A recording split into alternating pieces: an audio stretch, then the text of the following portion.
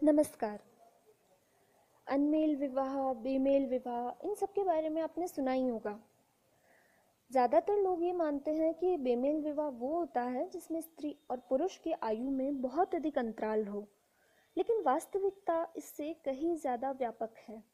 अगर स्त्री और पुरुष की जीवन शैली, विचार, भाषा, इनमें अंतराल बहुत अधिक हो, इतना अधिक कि प्रेम उसे भरे ही ना पाए, तो संबंध टूटने लगता है, दरकने लगता है। और जब कोई गहरा संबंध टूटता है तो उससे जुड़ा हुआ इंसान भी टूट जाता है। इसी को राजेंद्र यादव जी ने अपनी कहानी टूटना में अभिव्यक्त किया है। तो दोस्तों, दक्षायनी चैनल में आपका हार्दिक स्वागत है। मैं हूं दीक्षा शर्मा और आज मैं आपका परिचय राजेंद्र यादव जी द्वारा लिखी गई कहानी टूटना से करवाने जा रही हूं।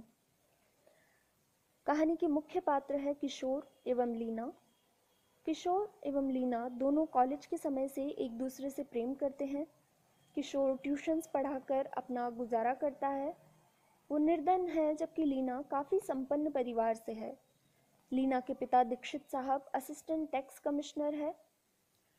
लीना के पिता दीक्षित साहब किशोर के स्वावलंबी होने का बहुत सम्मान करते हैं, लेकिन एक ऑफिसर होने का, एक अधिकारी होने का जो थोड़ा अहंकार था उनमें, ये नहीं कहा जा सकता कि सभी अधिकारियों में अहंकार हो, लेकिन दीक्षित साहब ऐसे अधिकारी थे जिनमें अहंकार था।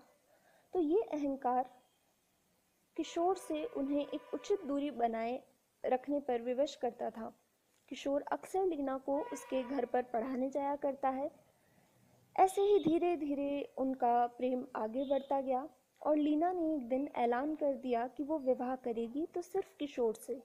इस ऐलान के बाद जो हमारे भारतीय घरों में हंगामा मचता है, वो मचना ही था और लीना के घर में भी वही हंगामा मचा। लेकिन लीना डटी रही और अंततः एक दिन भागकर किशोर के घर आ गई। एक तरफ लीना थी, साहसी, क्विक डिसीजंस लेने वाली, और एक बार निर्णय ले लिया तो उसे जी जान से निभाने वाली। और दूसरी तरफ था किशोर, थोड़ा सा दब्बू, हीन भावना से ग्रस्त, और निर्णय लेने की क्षमता तो मानो उसने थी ही नहीं।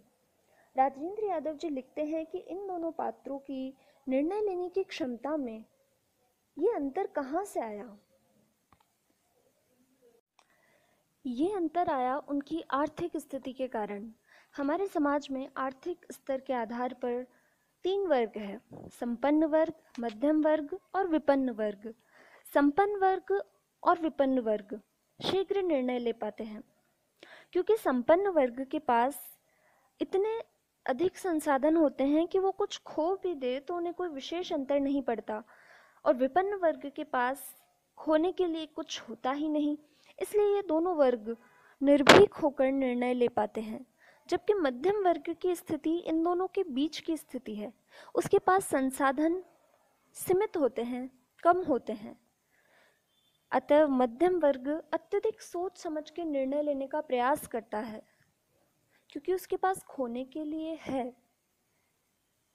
लेकिन इतना नहीं है कि वो उसे खो दे तो जीवित रह जाए। इसीलिए वो बहुत सोच समझकर निर्णय लेने का प्रयास करता है और धीरे धीरे अनिर्णय की समस्या से ग्रस्त हो जाता है, अर्थात जल्दी निर्णय नहीं ले पाता। लीना ऑफिसर क्लास की एक संपन्न कन्या थी, इसलिए शीघ्र एवं दृढ़ निर्णय ले पाती थी। चाहे वो किशोर से प्रेम करने का निर्णय हो, चाहे पिता के घर से भागकर किशोर से विवाह करने का निर्णय हो। जबकि किशोर निम्न मध्यम वर्ग का व्यक्ति था।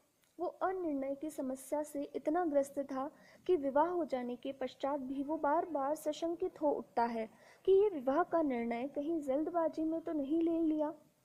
यही नहीं, उसे लीना की निर्णय दृढ़ता से भी डर लगने लगता है। लीना को देखकर उसमें हीन भावना उत्पन्न हो जाती है। विवाह के बाद लीना और किशोर जब साथ रहने लगते हैं तो कई छोटी छोटी झड़पें उनमें होती है, छोटी छोटी लड़ाई होती है, जो कि बहुत सामान्य सी बातें हैं, सब में होती है। लेकिन जब व्यक्ति का नज़रिया ही असामान्य हो तो सामान्य बातें भी असामान्य नजर आने लगती है। हीन भावना का चश्मा पहने किशोर सदैव लीना की बातों का गलत अर्थ लेता है और अंततः उसके चरित्र पर झूठा आरोप लगा देता है। स्वाभिमानिनी लीना का हृदय अत्यंत आहत हो जाता है और वो किशोर को छोड़कर चली जाती है। इसके पश्चात किशोर अपने हृदय का मिथ्या प्रतिशोध पूरा करने के लिए दर दर भटकता है, अथक परिश्रम करता है और कामयाबी की सीढ़ियां चढ़ता हुआ बहुत ऊंचे पद पर पहुंच जाता है। इस पूरी प्रक्रिया में वो हर बार यही सोचकर निर्णय लेता है कि लीना के ऑफिसर पिता यदि होते तो क्या निर्णय लेते, क्या व्यवहार करते। धीरे धीरे उसे समझ आने लगता है कि उसका वास्तविक मनमुटाव लीना से नहीं था, बल्कि उसके ऑफिसर पिता से था।